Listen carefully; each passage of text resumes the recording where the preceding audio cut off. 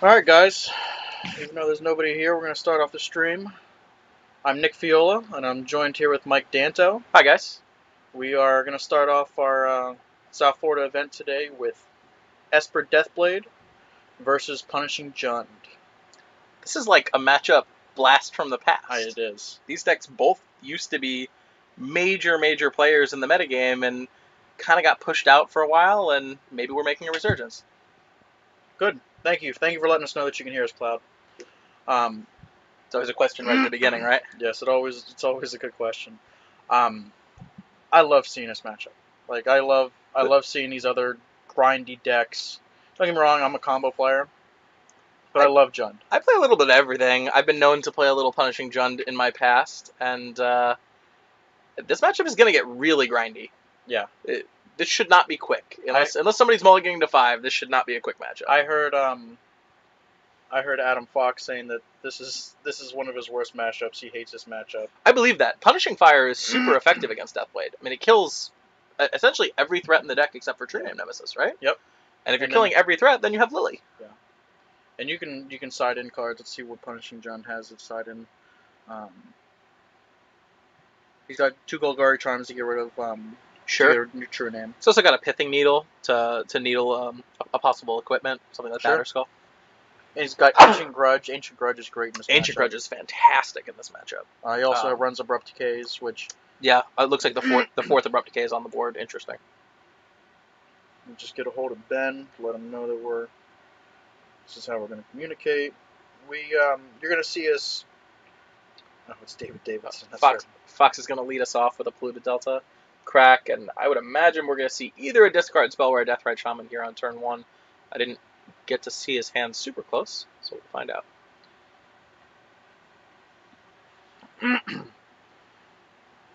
Looks like Paul's holding, I see a Grove of the Brimwillows, I think a Liliana of the Veil, and I'm not sure what else. We're going to see a turn 1 Thoughtseize, so we should find out.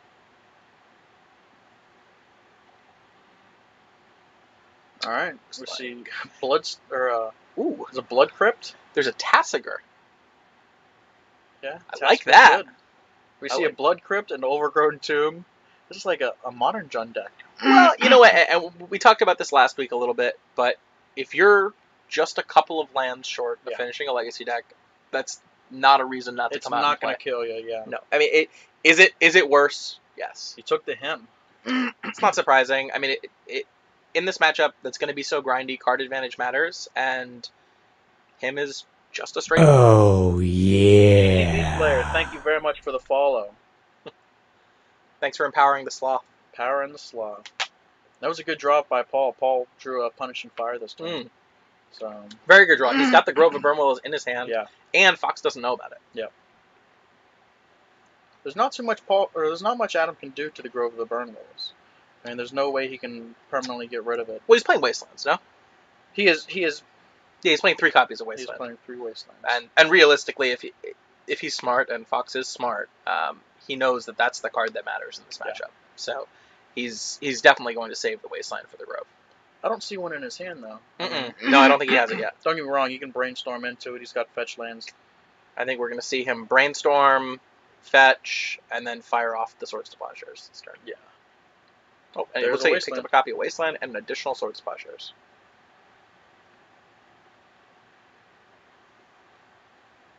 His hand looks pretty good. I don't know what he's going to want to fetch away here. They'll probably fetch away one of the swords. Right? Looks like he might have an excess land. 2 lands. Alright, so he has 2 additional fetches in his hand. He's probably going to get rid of those. So here's where the imperfect information comes into play. Yeah. We know that Paul picked up Punishing Fire, but Adam doesn't know that. And so he's gonna fetch away that Wasteland.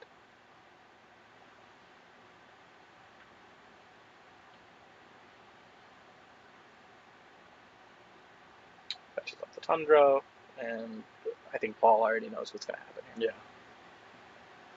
It's super important for Adam to get that Dark Confidant off the table. Yeah, you don't want any card advantage. Right, and that is a steady stream.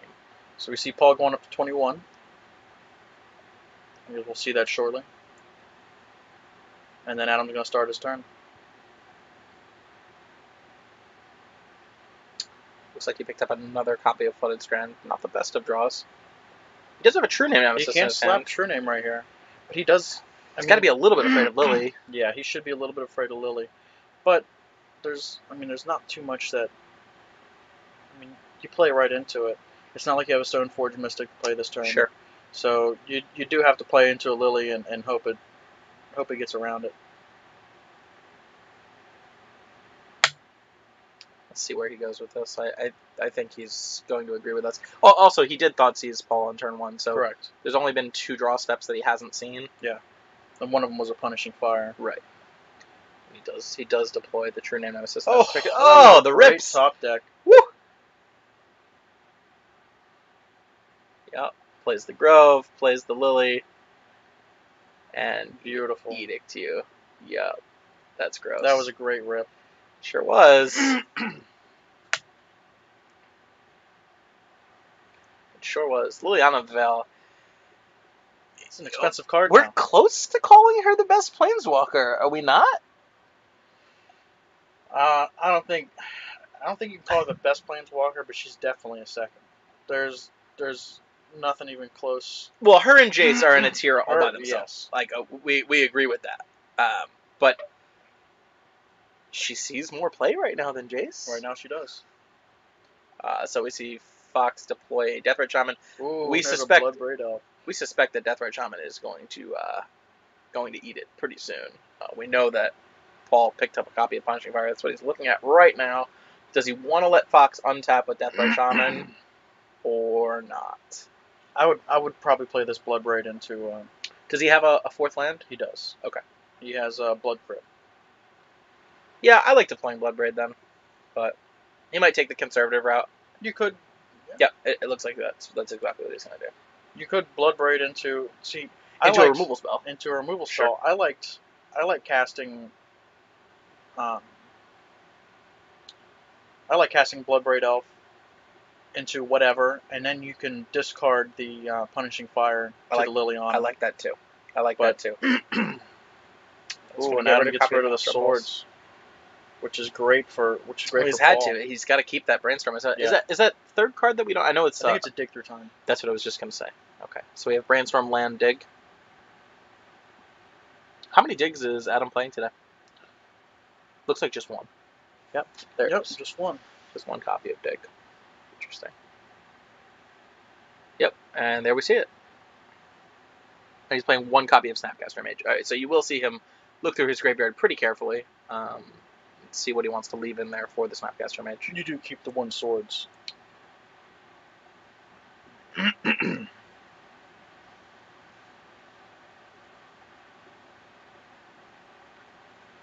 Wow, I'm looking over Paul's deck list. He's got some really spicy cards in this. First of all, we're playing a little bit of a budget version of Jund here. I see 0 copies of Tarmogoyf, but he's got Ghost Quarters in the main. He's got a Sarkhan Dragon Speaker in the main. He's got 2 copies of Scavenging Ooze. He's got 2 copies of Sylvan Library in the main. It's interesting.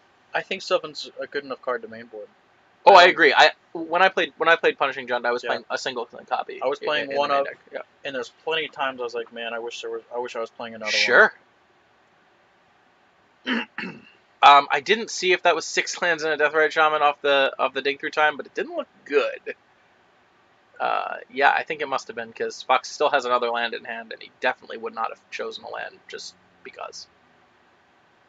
I'm sure he wishes he had that Wasteland still. one. Here comes the Bloodbraid Elf. Sure. I love that promo art. And bolt you. And swing for 3. Get all the extra value. Plus Lily. Should probably discard Punishing Fire, although it looks like he has an extra land. So, nope, he's going to discard the Punishing Fire. I still like keeping the extra land and playing the land. Oh, especially... Wow, he's getting Oh very my aggressive. God. So That's- So he got rid of the Punishing Fire, is the Yeah. downside. The upside is he sticks a really hard to deal with threat against Adam Fox with only, he can force 2 him. cards. No, he Oh, doesn't. no, he can't. No other blue card. He doesn't. And he's going to scoop him up. He scoops it up. Wow, so the aggressive play from Paul pays off. It was a beautiful play. Absolutely. All right, we'll Nicely go over done. to the sideboards, guys. Hi, guys. I'm Nick. I'm Mike. This is Mike. It's good to see you guys. Well, you can see us. So let's take a look at Fox's sideboard first. Well, we talked about Paul's a little bit. I like the 2 copies of Rest in Peace. I think he might bring in. I like those a lot against traditional Jund. Mhm. They're a little bit worse against Paul because he's not playing the Tarmogoyfs, Yeah. but still effective, I think. You can bring in Spell Pierce for Liliana. I like Spell Pierce. Spell Pierce for Liliana, Thoughtseize, Hymn to Torok. Adam is on the play. You can name Meddling Mage, or you can bring in Meddling Mage. Meddling Mage is such a good card. Yeah, but I don't know. I don't think this is really the matchup for it. It dies the Punishing Fire, but like if you name Liliana, then he has to have either a Lightning Bolt or a Punishing Fire to get rid of the Meddling Mage. I guess I'm just usually not a fan of Meddling Mage in fair matchups. Sure. I like it most against unfair decks, and Sure. Punishing Jund is the definition of a fair deck, right? That's very true. You can bring in the Pithing Needle for Liliana. Yeah, I like the Pithing. That I like. I like that better. The Supreme Verdict, I like him as well. Yeah. Okay. So I like the 1 of Pithing Needle, 1 of Spell Pierce, 1 of Supreme Verdict, and possibly the 2 Rest in Pieces. Yeah. On Paul's side, I think I like the Pyroblasts. Yeah. I like the Abrupt Decay for equipment. I like the Abrupt Decay. I similarly like. I think I like Golgari Charm. It pulls double duty. It kills True Nemesis, and it also can kill a problematic Rest in Peace. Out of Adam's side, you want to be careful. You want to be careful. Oh, we definitely like the Ancient Grudge. You want to be careful not to overboard here and reduce the threat density too much. There are cards you can take out, like the Sarkhan. What else?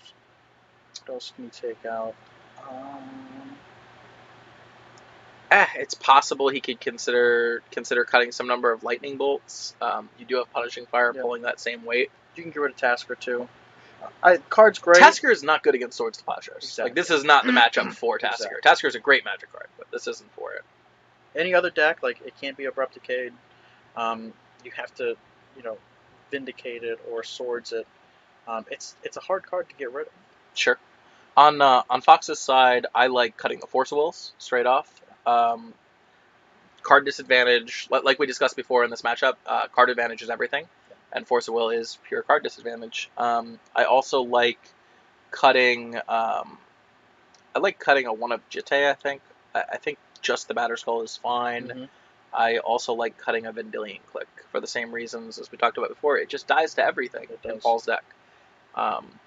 Yes, you are definitely cutting down your threat density, but when it comes down to it, the way Adam Fox has Deathblade built right now, it's really a control deck. And can you imagine, turn 3, True Name Nemesis into a turn 4 Vendilion Click, and then Golgari Charm. Sure. Or the other way around. Yeah. You'd like to, you can't cut the True Name Nemesis because it's your best, most resilient threat. But I don't know. Cavern Like You Go, that's not a terrible point. Karakas is insane versus Tassiger. Everybody forgets that card is legendary, and you delve away your whole graveyard, they bounce it back to your hand, and it's kind of a big deal. I hate that it's legendary. It's a good card. Is it legendary worthy, in my opinion? I think the card feels legendary. It's a strong card. Very strong. Very strong. I don't know. That's just my point. I don't know. Well, we'll see. I mean, your point makes sense about the Tassigers. At the same time, Adam is only playing 1 copy of Karakas. So, I don't know. I think it's still fine to play. All right, let's go over to our game. Looks like these guys are getting close to finishing up. Ready to go? We'll see Fox take the play here. He was on the play last game also, right? That Thoughtseize was on the play, I believe. Yes, it was. Wow. So a turn 1 Thoughtseize, perfect information basically. That timely Liliana, they'll really turn that game into a budget deck at that. Like the only real dual land that he's playing that is legacy legal is a one of Badlands. Yep. There's no Bayou. I'm kind of rooting for Paul to win today. Me too. Because he could use that Badlands. Yes, he could. But by the way, our prize support today, we've got a Badlands, a Karn Liberated, and a Bloodstained Mire. Yep. And then we'll have to check if there's enough entrants. We might have a little bit more. We'll see. We have a nice turnout today, so it's great. We have 18 players today. I think it's more. I think we're 20. 19? I think we're 20 plus. I know we're doing 5 rounds, and then I think it's cut to top 8. I know, yeah, we are 5 rounds cut to top 8, so we'll have to take a look. We got a very nice turnout today, considering that it's also game day. Yeah. And it's game day here. So people had to make the choice. The great thing, too, is we got people that are our normal Legacy players that aren't even here today. And Yeah. we still have Yeah, a great we have tournament. a bunch of Legacy players that are looking at playing game day today. He does. Paul does a really good job of knowing that, even though he's playing a budget deck, he really likes the format. He wants to play more, and he's smart. He plays... He builds his deck in such a way that he's playing as optimally as possible with the budget cards. And it looks like Fox is on the mulligan, and Paul's staring at a hand with Abrupt Decay, Tassiger. I think I saw a Dark Confidant in there. If I did, this is definitely a keep. Yeah. And it looks like he is keeping. Love having Dark Confidant in the opening hand. Fox does play a lot of removal, but it puts so much pressure on him so quickly. He has to have the removal spell for it right away, or it's just going to take over the game. Yep. When you're getting that card advantage, and you're a deck that destroys your opponent's hands, it's brutal. Yeah, it's a huge deal. It's like, oh, I'm going to draw him and Thoughtseize this turn. It's a huge deal. It's a little bit risky. I mean, he is playing Dark Confidant in a deck with 2 Tassigers in it, right? Yeah. He's playing 4 Dark Confidants and 2 Tassigers. That could be a little bit painful. It looks like that's a 1-lander for Fox. We're going down to 5. This is a big deal. Going to 5 on the play, so we're not even going to get that extra draw step. And we're playing against the deck with him to talk in it. Yeah. And Thoughtseize and Liliana. Right. A lot of discard spells to punish mulligans. It's one of the reasons why Jund is so effective. It really, really punishes your opponent for stumbling. And mulliganing to 5 counts as a stumble. I'm very glad to see Jund back. I mean, it's not. Me too. It might not be back, but I think it's back. I think people aren't playing it as much as they should be. But Shardless Bug has become very popular, and Jund eats Shardless Bug alive. That is a great matchup for Jund. Paul is not running any Rabble Masters Cavern Lackey. That would be fun to see. I've seen it in a couple of Jund lists. Talk about a card that takes over the game if they don't have an answer for it right away. Rabble Master does that. It's great against Miracles, too, because you don't have to overextend at all. Yeah. And they must answer that card. It's really strong. It's a sick card to Bloodbraid into also. Oh. Adam does not have any luck. I see a Deathrite, a Caracas. Deathrite and Caracas is a brutal start. True Name and yeah, he's got to keep. He's got to keep. He recognizes that mulliganing to 4 in this matchup, you might as well just pack it up. So, looks like Paul rips a Bloodstained Mire off the top. He's got at least 2 lands in his hand, 3 lands in his hand. I see 2 fetches and a Badlands. It looks good. Yeah.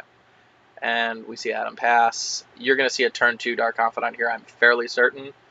And it's going to be pretty brutal. All those Thoughtseize sitting on the bottom of the deck. Well, they're about to get shuffled in. They are about to get shuffled. Looks like he's fetching for a tapped Overgrown Tomb. Okay. Yeah. And this is what we talked about before, in taking advantage of the fact that you're not taking advantage, but making the most of a budget deck. He didn't have a turn 1 play anyways. Yeah.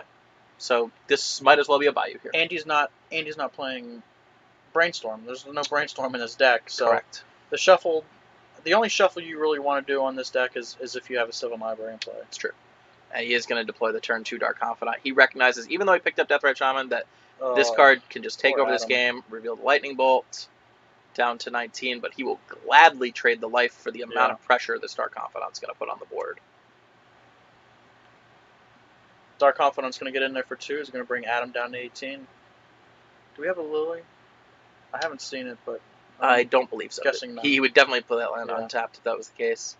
And Deathrite Shaman pass. I like using the Overgrown Tomb here. Agreed. That way you can keep up Lightning Bolt. Yes, I totally agree. We see a great land for Adam. This is good.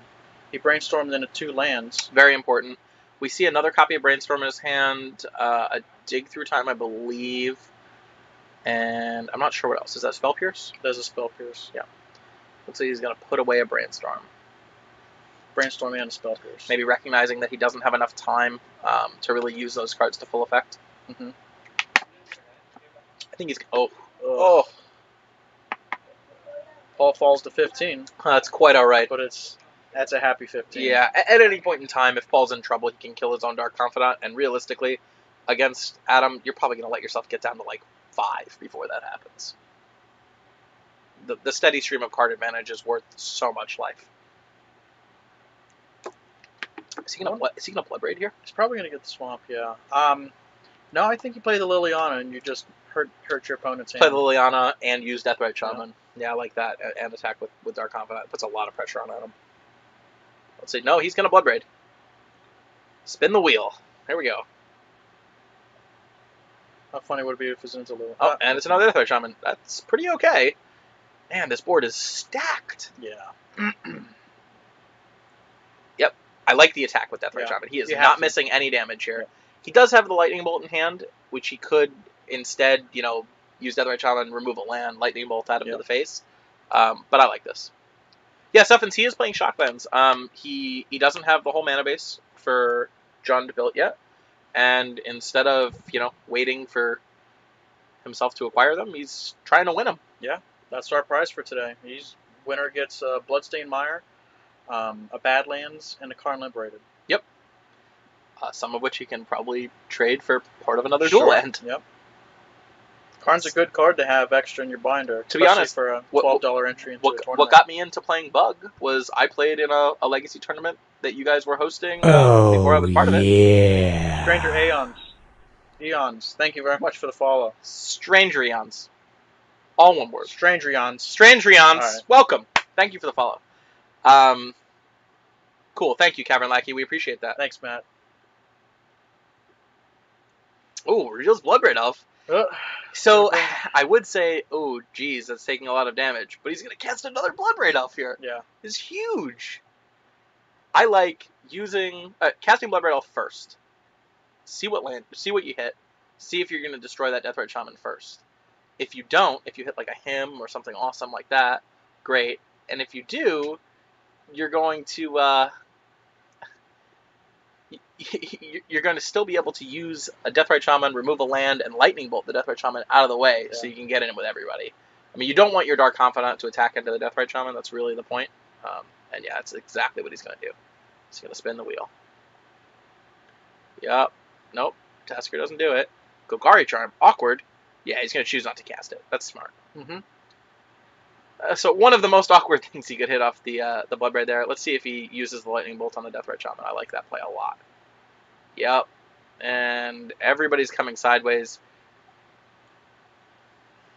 Putting Adam down 6, 7, 8, 10. Down to 2 life. It's Supreme Verdict or Bust. Yep. And Adam knows it. We see him extend the hand. Oh, good win for Paul Hubers in round 1. For those of you who don't know, Adam Fox is the most accomplished player here. Yes, he is. 6-time Pro Tour competitor. Just recently, I think, got into Legacy, and we love having him here every week. He definitely lends a degree of credibility to our events here. Yeah. He's a straight-up guy. Yeah. He'll sit there and he'll tell you, look, this is why I do this, this is why I do this. Yeah. And you know what? You can also watch him stream, because he streams for us on Tuesday and Thursday nights. Tuesday and Thursday nights, Adam Fox is streaming on our Twitch TV channel, the same one you're watching right now. And he streams just about everything. A little bit of Constructed, a little bit of Limited, streams Legacy, streams Standard, whatever he's testing for at any given time. I think recently he's been streaming a lot of Standard with Green Devotion / Red. Yeah. Deck that put up really big numbers at the Florida 5K, SUG Regionals. And he's friends with the creator of the deck and kind of started playing around with it online. It appears to be having a lot of success with it, from the way he talks about it. Oh, that's round 1. yeah. Venom Play. Thank you very much for the follow. Thanks for empowering the sloth. Empower the sloth. So that's it. That was a quick round 1. That was a quick round 1. I figured... Well, the mulligan to 5 didn't help, I don't think. The mulligan to 5 definitely didn't help. Yeah, filthy Standard. We know. But we have a GP coming down here to Miami. Yeah, so we got people testing for it. I guess is it 2 weeks out? Oh, Jesus. It's soon. It's really soon. And I would be more excited if it wasn't a Standard GP. Standard isn't my favorite format, but at the same time, it's great to have a big event down here. Within an hour drive, it's fantastic. I'm not a Standard player, but I'll probably be there, and I'll probably be playing a green-red deck. That's just, if I'm playing Standard, I want to play big monsters. That deck plays gigantic monsters, and it plays Outpost Siege. That card has so exceeded everyone's expectations. It's like Chandra that's harder to kill. So it's a little bit less versatile than Chandra, but it's easier to cast, and it's harder to get rid of. Hero's Downfall doesn't kill it. Stranger Aliens, you're going to be down here for Miami. That's awesome. Where are you from? If Leestet was here, we would 100% put the Leestet Adam Fox match on stream. I don't care if they're both 0-3. Makes no difference to me. If they're playing each other, they're on stream together. Unfortunately, Lee is not here today. He doesn't play a lot of Legacy. Is that Adam Fox's nemesis? Oh my God, yes. Have you not been following the threads? I have been following the threads. Woo! I know some of you aren't part of our MTG South Florida community, but we've got a little Facebook group. It's not actually that little. It's about a 500-person Facebook now. group for all of South Florida for Magic players, and there's been some back and forth between two of our more accomplished players down here. If you guys want to join it, go ahead and you can friend me on Facebook, and then I'll get you an ad. Just shoot me a message over. It's Nick Fiola. I'm not that hard to find. I'm in West Palm Beach. So shoot me a friend request, and we'll get you added to the group. Sure. There's minor trolling, but yeah, I mean there is some trolling, but we encourage that. We try to. We try to, but you can get in trouble for it if you're not. If you you're take not, it, yeah, if you're not respectful, you take it over the top. It can be bad. Stray Drayons, come say hello to us. Yeah, when if you you're see us, when you're down here. come and say hello. You can hang out with us. We Cavern Lackey, I tried to lock down Mark Savant as my nemesis, but I don't even know if he plays Magic anymore. The I heard guy it didn't show. He's so wifeyed up, it's just ridiculous. All right, Steve. Steve, we're glad to have you. Yes. We've been streaming Legacy for a long time. We took a break Yep. for about a year, I guess, Yeah. right? I want to talk to Paul. Yeah, you want to bring Paul? Sure. Yeah, bring Paul in. We streamed for a while of Legacy, and then I mean streaming's a lot of work. It's a lot of work. It's a lot of work. Setup. There's getting commentators. There's getting a spotter. It's a lot of work. Absolutely. And then when Star City said they're not going to do Legacy on Sundays anymore, we decided to cash in on it. We got Paul Hubers joining us here. Hey, Paul. What's up? I'm gonna crouch on over. Yeah. More than welcome. We'll pull a chair So, out. he's just doing the kneeling thing. I Yep. guess tall people can do that. So tell us about the matchup. It looked like it went pretty well. It did go really well, actually. I was a little unsure at first. I haven't played against Deathblade in like a while, so I actually couldn't remember exactly what's in it. I mean, the Deathrite Shaman, I True Name, but I didn't know exactly what else would actually be in it. Sure. So, like, he started off with the Thoughtseize, and I magically assumed it was like him to Turok and would be taking that out, but he didn't really have. I played the Dark Confidant, he had to answer for that, but then like after that, he didn't really have too many answers for what I played. Like he dropped the True Name, I top decked the Liliana, which was really good. Yeah, that was sick. That was a sick draw. We saw that happen. Yeah. And like so I just played the Liliana. I was like, hope he doesn't have hands for it, and he didn't. So I minused, and from there it just kind of went all my way with the Bloodbraid Elf instead of the Bolt, and just Bloodbraid Elf's a hell of a Magic card, right? Yeah. And then can you talk to us a little bit about your list? I know that you're playing a budget version of Jonathan. Yeah, we talked about it a little bit on stream. How's the Sarkhan? The Sarkhan is a really good one-of. It's good for if you're stuck in a grindy game late, especially against Miracles. They don't really see it coming, and you just drop it, and they don't have too many 5-drops for their counter. Their counterbalance. Sure, absolutely. So you drop it, and you just hit them with it, and it's indestructible, and the only way they can get rid of it is the Exile, which is pretty good, and then... So, I mean, it's a good one-of, but, like, a lot of times, like, in that matchup, I cut it out because it's, like, against... It's a little slow, It's too slow for that. I need something quicker, so I took that out, like, Abrupt Decay back in and everything. Yeah. I need something cheaper and quicker, but it's good for the longer games. What did you side out, and what did you side in? Yeah, absolutely. I took out the Sarkhan, I took out the Maelstrom Pulse and put an Abrupt Decay back in. Okay. And then I also took out, I think I took out one Deathrite Shaman and put 2 Golgari Charms in. For in case he left True Name Nemesis to help it make it easier to door sweep. No Pyroblasts? Didn't really feel like I needed to bring it in, honestly. Okay. I didn't see enough blue to be worried about it, so... That's fair. I mean, and to be fair, he is a 3-color deck. It's not just a blue deck. So. And it's not something you really want to Bloodbraid in. We had somebody on stream suggest to us, and I've seen this in a couple of Jund lists, something you might want to consider. You consider Goblin Rabblemaster at all? I have considered Goblin Rabblemaster, and I've thought about putting it in there, but I'm looking at the list, and I'm like, what do I take out? Right. It's like, because like a lot of cards are like, I know I have like Scavenging Muse in there, which is not Tarmogoyf or anything. But it's still good. It's still good, but Peace, it's like, buddy. It's like, what do I like take out, you know? But fucking dickhead talking in chat, talking shit. Oh yeah, what do you say? I totally missed it. You know what? It's not worth it. Yeah, whatever, man. It's something interesting to consider though, because Talk about a threat that snowballs out of proportion. And can you imagine Bloodbraiding into Goblin Rabble Master? How much value that is? It is pretty good Like, value. that's pretty it sick. is. So, I don't know. I've seen it in some lists, so maybe something to consider. Yeah. I hope you win today, man. We got a Badlands and a Yeah. Bloodstainmire up for, Yes, I up for need grabs. another I know Badlands. it's like tailor made for you, and then It maybe you is. can trade the Karn with some other stuff towards another duel in the future. Right? I Right, just timed we'll him see. out. If he acts up again, then we'll just ban him. Right, absolutely. All right, Paul. Well, All right. thank you, and good luck the rest of the way. Hopefully, we'll see you on stream in top 8. All right, thank you. All right, Paul. What kind of meat do you want? What's that? What kind of meat? What did you call it? Chicken. So that was Paul Hubers joining us, talking a little bit about his list. Yeah, there's That's Toolin. Toolin. I'm interested to see. Chris Heron is here. Chris Heron and Steven. Steven's playing Miracles, ain't he? Oh, Stefan. Stefan. Yeah, Stefan is playing Miracles. So there's 2 Miracles players here. There's Stefan, who's playing a version of Miracles very similar to Kevin Toolin's. He's playing main deck Back to Basics. Kevin Leckie, is Chris Heron not on Miracles today? Do we have his list? Yeah, we do. Let's see. Oh man, if he's not on Miracles, what is he playing? I don't know. That'd be exciting. He'd probably show up with Burn or something. Chris Heron. He's on Miracles. Stranger Hands, he's actually playing 2 copies of Tasigur in the main deck. So yeah, he did consider it and agreed with you that it's good.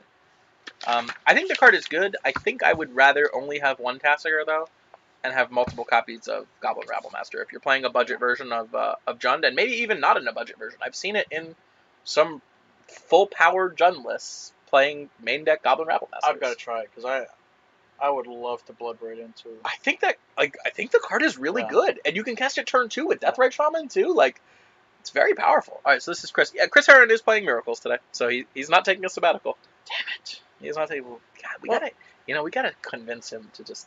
He's just gotta get beat down so many times playing this deck that he just gives it up. Let's see him give it up, move to Burn. But he was like that. I don't know if you were playing with us at the time, but he was huge on Maverick. He was a huge Maverick. Yeah, and then he player. played Bant Maverick for a while. Yeah, I did play that. It was so funny because I used to fuck with him. He was, I'm playing Maverick Blue. I'm like, motherfucker, you're playing Bant. Right. No, I'm not. Maverick You're playing. Blue. That's not a thing. I know. Oh, he called it a thing. But you're playing Bant. I don't know how I feel about cutting Bloodbraid Elf's Cavern Lackey. Let's not get too crazy there. It's the best card in the deck. I don't mind going down to 2 Bloodbraid Elves. Oof, I don't agree. Come on in. Yep. Hey, can I just see my list real quick? I just want to take a quick picture of my sideboard. Sure, Chet. No problem. Guys, it's last week's champion, Chet. He's over there. He's over my shoulder. Say hi, Chet. Hi. Did you win round 1, Chet? No. No, what'd you play against? I played against Storm. And what are you playing today? Shardless still? Esper. No, Esper today. Okay. Yeah. Cameron on Storm? Yep. Assuming? Yep. Yeah. Cameron's a good Storm player. Yeah, he was. I had a nice little trick for him. I had Rest in Peace. You played him last week, didn't you? Yeah, I did. Yeah. Cavern Lackey, he's not playing 4. He's only playing 3 copies of Bloodbraid Elf in the main. I always played 3. 3 Bloodbraids. Yes, 3 is And correct. I had one in the side. Thank you, sir. No problem. Thanks, Chet. Good luck next round. Thanks. Thank you. Yeah, 3 Bloodbraid and 2 Rabble sounds perfect to me. I like that. Or maybe you go 2 and 3 the other way. Yeah. I'm not sure. Windsour is playing today. Yeah. Kirsten, playing today. he's playing Rug Delver. Yep. So you're gonna see me, Mike Danto, and Ben Rossi. Yeah, we're gonna rotate. Cycle in. In fact, I might jump out and see if Ben wants to jump in for next round. Sure. So I'm gonna go do that now. Enjoy the next round, everybody. Nick, I'll see you in a few minutes. All right, guys. We'll be right back.